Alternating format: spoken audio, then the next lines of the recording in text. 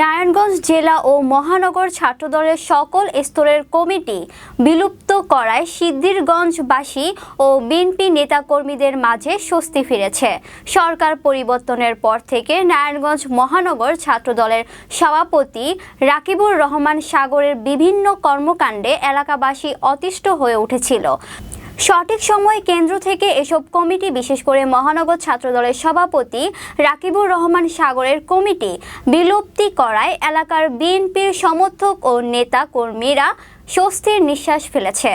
নারায়ণগঞ্জ জেলার প্রতিনিধি জানান, বিগত কয়েকদিনে সাগরের বিভিন্ন অপকর্ম দলের জন্য বিপজ্জনক ছিল বলে সমর্থক ও কর্মীরা জানায়। বিশেষ করে আওয়ামী যুবলীগ নেতা মতির সন্ত্রাসী বাহিনীদের নিয়ে আদমজী ইপিজেডের জুটসহ বিভিন্ন ব্যবসার নিয়ন্ত্রণে নিতে সাগরের বিভিন্ন কর্মকাণ্ড আদমজী সহ কদমতলী এলাকাবাসীদের অতিষ্ঠ করে তুলেছিল সাগর। গত সোমবার কেন্দ্রীয় ছাত্রদলের সিদ্ধান্তে নারায়ণগঞ্জ মহানগর ছাত্রদলের কমিটি বিলুপ্ত করার সিদ্ধান্ত স্বাগত জানিয়েছেন স্থানীয়রা। সাগর কদমতলী এলাকার বিভিন্ন স্থাপনা দখল, চাঁদা আদায় সহ বিভিন্ন অপকর্ম করে আসছিল। এ নিয়ে কিছুদিন পূর্বে এলাকায় সংঘর্ষের ঘটনাও ঘটেছিল। এ সময় সাগরকে সহযোগিতাকারী মহানগর যুব দলের সদস্য সচিব শাহেদ আহমেদকে থামানোর দাবি করেছেন এলাকাবাসী। আদমজীর খুব কাছেই অবস্থিত কদমতলী এলাকায় সাগর নাসিক কাউন্সিলর রিপনের অফিস দখল নিয়ে এলাকার চাঁদাবাজি ও দখলসহ নানা অপকর্ম করছে বলেও এলাকাবাসী জানায়। জানা যায়, বিগত সময়ে আদমজী ইপিজেড সহ এলাকার বিভিন্ন ব্যবসা প্রতিষ্ঠান সাবেক এমপি শামীম ওসমানের আশীর্বাদে সিদ্ধিরগঞ্জ থানা আওয়ামী যুবলীগের আহ্বায়ক মতিউর রহমান মতি নিয়ন্ত্রণ করত। সরকার পরিবর্তনের পর মতিউর রহমান এলাকা ছেড়ে পালিয়ে অন্যত্র আশ্রয় নেয়। এ সময় মতির অনুপস্থিতির সুযোগে নারায়ণগঞ্জ মহানগর ছাত্রদলের সাবেক এই সভাপতি রাকিবুর রহমান সাগর আদমজী ইপিজেডের ব্যবসা নিয়ন্ত্রণে নিতে মরিয়া হয়ে উঠেছিল। সাগর পালিয়ে যাওয়া মতির সহযোগীদের নিয়ে আদমজী অভ্যন্তরে নিয়মিত মহড়া দিত। সাগর ও তার লোকজন আদমজী ইপিজেডের বিভিন্ন কারখানায় গিয়ে তাদেরকে জুট ব্যবসা সহ অন্যান্য কাজ দেওয়ার জন্য চাপ প্রয়োগ করত। তাকে নেপথ্যে সহযোগিতা করত নারায়ণগঞ্জ মহানগর যুব দলের সদস্য সচিব শাহেদ আহমেদ। কারখানা কর্তৃপক্ষের সাথে সাগর অসরব আচরণ করে বলেও একাধিক কারখানা কর্তৃপক্ষ জানায়। নাম প্রকাশ না করার শর্তে কারখানায় ঊর্ধ্বতন কর্মকর্তারা সাগর কমিটিতে না খবরে স্বস্তি প্রকাশ করে জানায়, সঠিক সময়ে সঠিক সিদ্ধান্ত নেয়ায় সংশ্লিষ্টদের ধন্যবাদ। তবে আর যেন কোনো সাগর নেতৃত্বে না আসে।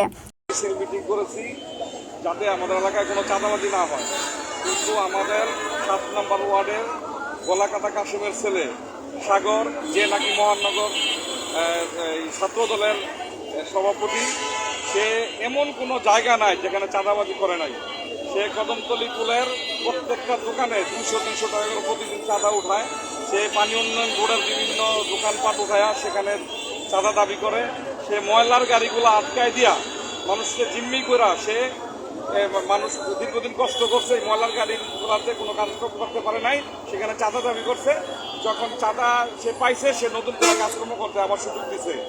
এবং আপনারা জানেন 7 নম্বর ওয়ার্ডের পাশেই আদমজী ইপিজেডে আপনারা সাংবাদিক বৃন্দদের কাছে আমার বিভিন্ন আবেদন, আপনারা ইপিজেডে যাবেন এবং খোঁজ নেবেন।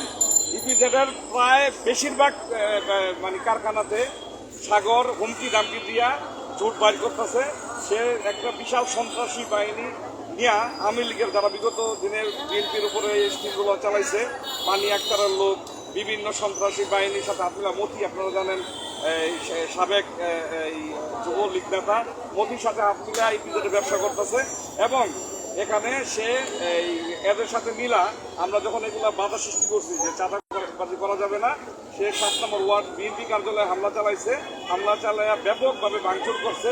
এখানে যারা বিএনপি নেতৃবৃন্দ উপস্থিত ছিলেন তাদেরকে বিভিন্ন নাজেহাল করছেন। 7 নম্বর ওয়ার্ড বিএনপি সভাপতি দিদারুল আলম সাহেবকেও অকথ্য ভাষায় গালিগালাজ করছে, ধাক্কা দিছে এবং মারতে চাইছে। এবং যেখানে সবাই মানব ঢাল হিসেবে দাঁড়ায় থাকা এই আমরা প্রতিরোধ করার ফলে মিজানুর আলমের কোনো ক্ষতি হয় নাই।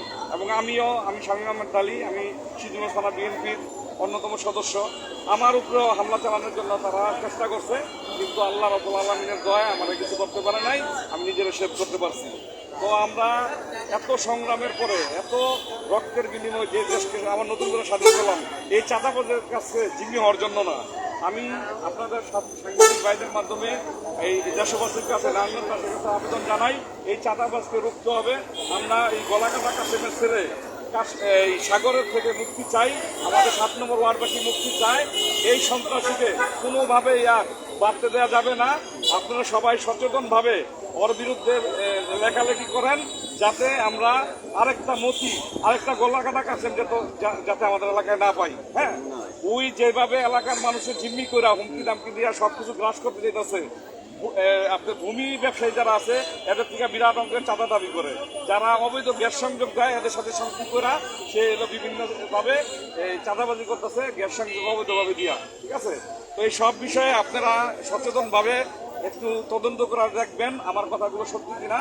আপনাদের কাছে বিনীত অনুরোধ, আমাদের 7 নম্বর ওয়ার্ডবাসীকে বাঁচান, আমাদের বাঁচান। এই সন্ত্রাসীর কাছে আমরা জিম্মি থাকতে পারি না। আমরা স্বাধীন দেশ, আমরা মাথা উঁচু করে দাঁড়াবার জন্য এই দেশ স্বাধীন করেছি। কোনো সন্ত্রাসীর কাছে, কোনো চাঁদাবাজের কাছে আমরা মাথা নত করার জন্য এই দেশকে আমরা নতুন করে স্বাধীন করি নাই। অতএব সবার কাছে বিনীত নিবেদন, সবাই ঐক্যবদ্ধ থাকেন। এই সন্ত্রাসী, এই চাঁদাবাজদেরকে আমরা ঐক্যবদ্ধভাবে পরাজিত করবো ইনশাআল্লাহ।